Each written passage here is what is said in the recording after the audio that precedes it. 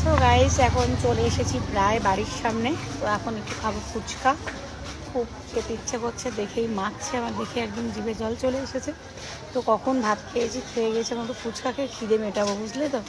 তো চলো দেখাই যে ফুচকা সব রেডি হচ্ছে।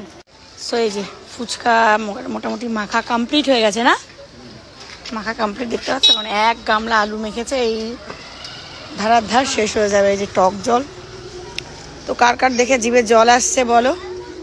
আমি খাচ্ছি, সবাই চলে আসো, কারা কারা খাবে আমি এখন খাবো, চলে আসো।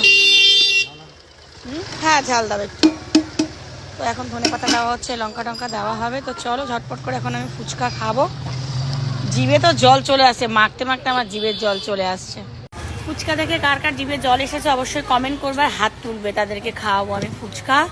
তো চলো এখন আমি খেয়ে নিই, আর যারা যারা খাবে কমেন্ট করবে, আমি খাওয়াবো তাদেরকে, ঠিক আছে, টাটা।